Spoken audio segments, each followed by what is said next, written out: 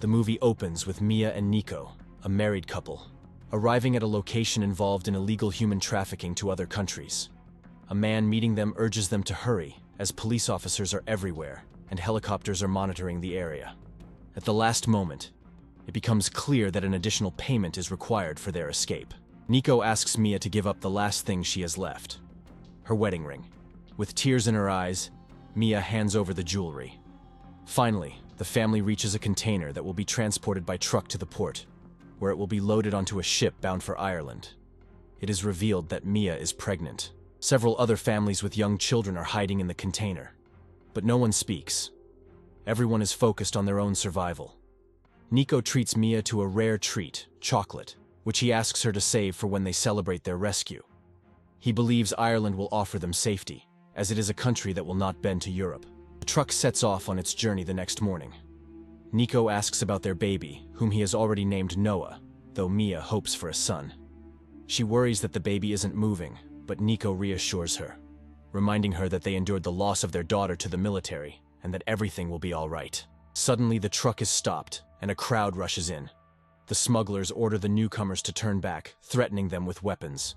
In the chaos, Nico is pushed out despite Mia's protests and screams. The second group is loaded into a green truck following behind. They communicate by phone, and Nico promises he will escape at the first stop to join her again. As the truck drives through streets filled with protesters against child seizures and government tyranny, Mia witnesses the horrors outside. Bullets riddling the truck's body, cries of despair and helplessness. The military soon stops the truck, suspecting the fugitives are hiding behind a false wall.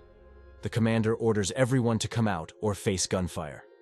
Mia manages to climb onto a high wooden crate in the cargo hold just as one of the girls opens the door. The military begins firing, and Mia, lying on the crate, clenches her mouth to stifle her screams as her fellow travelers are shot. Once the soldiers finish, they throw out the bodies, clean up the blood, and release the truck. Mia tries to contact Nico to warn him about the military checks, but he is unreachable. Soon, Mia's container is loaded onto a ship, and she embarks on her journey, uncertain if she will ever reunite with her husband or if he will escape Spain alive. Exhausted, she falls asleep against the wall, but wakes to violent jolts as the ship enters a storm. Large metal containers start falling into the ocean. Mia hears sailors' voices and shouts for help, but they are too preoccupied with their own survival to notice her. After a particularly strong jolt, Mia hits her head and loses consciousness. When she regains awareness, all is silent. It seems the storm has passed. She peers through a bullet hole and is horrified to see that her container has fallen into the ocean and is now drifting aimlessly on the waves. She tries to contact Nico, but her phone is soaked and inoperable. Remembering a bag left behind by another traveler, she finds a working phone inside, but it's locked and she can't make any calls. Water seeps through the bullet holes, so she begins searching the cargo. In one box, she finds clothes, just what she needs since she is wet and cold. She changes into the dry clothes and continues to inspect the cargo. Eventually, she finds headphones and alcohol, which won't help seal the holes. But she also discovers some tape and uses it to try to block the water. Soon, she finds her notebook filled with photos of her daughter. Suddenly, she hears desperate cries from outside and sees a green van nearby with her husband inside. She screams, but she can do nothing to help those who are drowning. Mia swaps SIM cards and tries to call Nico again as the container sinks further into the water. Finally, the call goes through, but the voicemail informs her that Nico can't talk. She keeps replaying the short message, coming to the heartbreaking realization that her husband is no longer alive. Preparing a knife in despair, she is suddenly startled when she feels the baby move for the first time in 2 days. She puts the knife away. Mia lies down to sleep but is startled awake by strange noises. She finds water surrounding her. She is drowning. She screams in terror and suddenly wakes up again.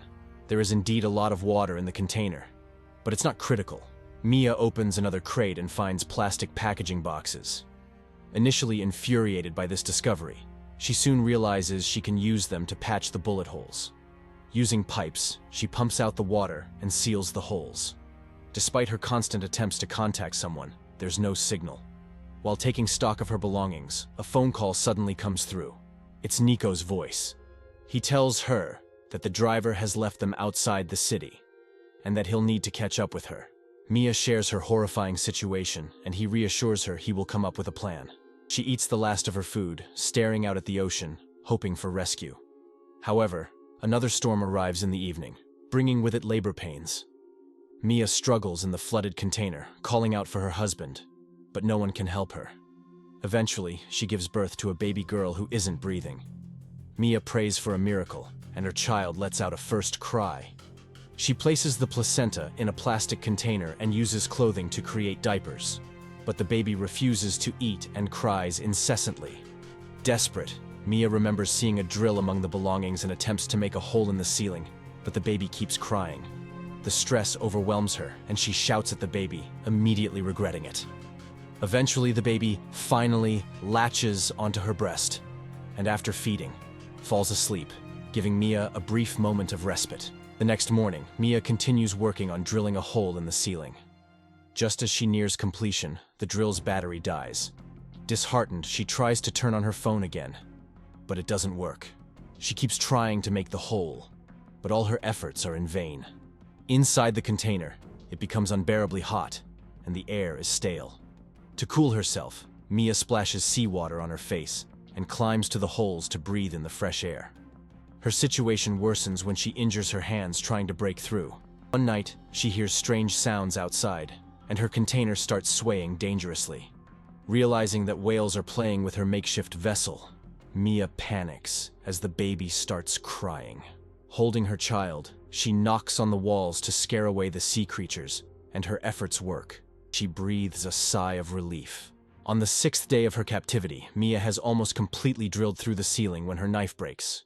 Water is running low, and she tries to collect condensation drops from the ceiling, but there are very few. Eventually, she loses her strength and starts to delirium. Her older daughter, Uma, appears, pleading with her to leave this place. Uma accuses her mother of letting her be taken away, stating she only wanted to play outside. Uma leaves while Mia begs for forgiveness. And suddenly, she feels her husband's presence, comforting her and telling her it wasn't her fault. When Mia regains consciousness, fresh rainwater pours through the holes onto her. She quickly arranges boxes to collect the water and discovers the last can of food. After replenishing her strength, Mia promises her daughter that she will get them out of this nightmare. With renewed determination, she resumes her escape efforts. Finally, she manages to bend a piece of metal and sees the sky above.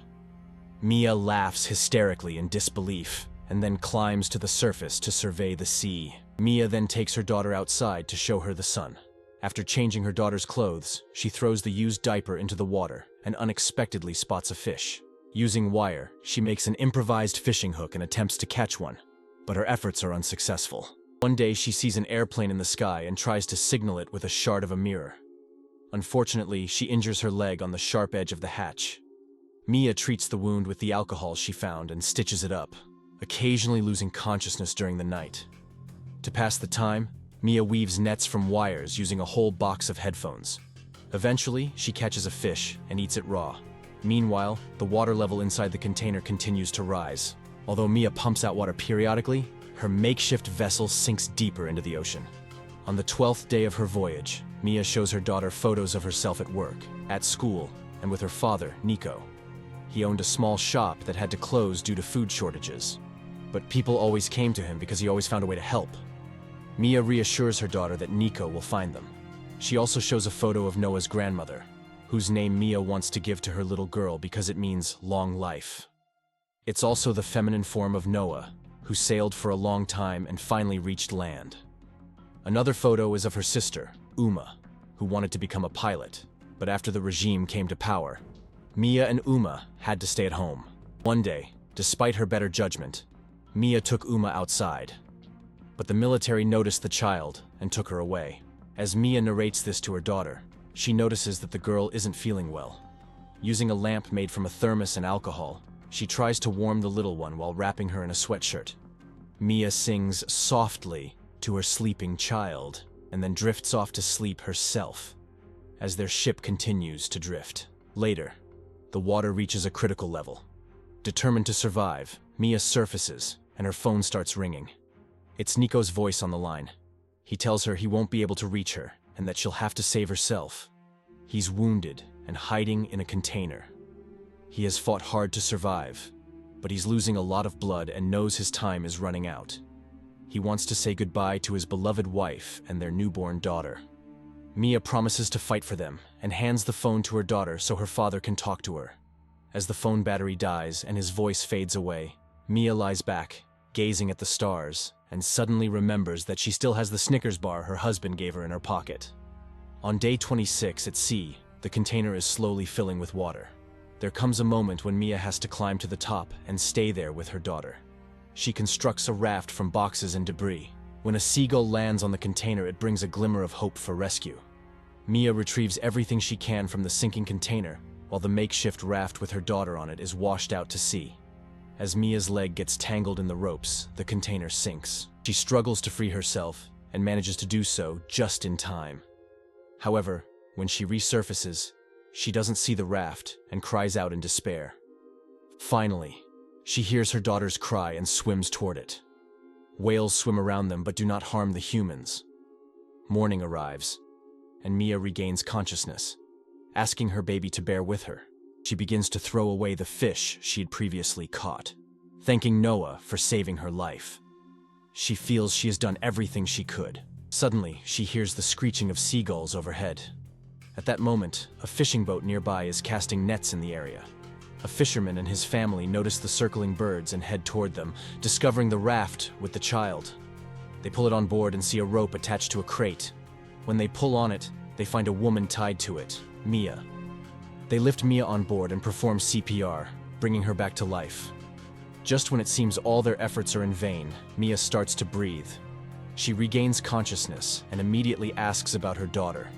The fisherman hands her the baby, while calling for an ambulance to the nearby port, which is supposed to arrive in 20 minutes.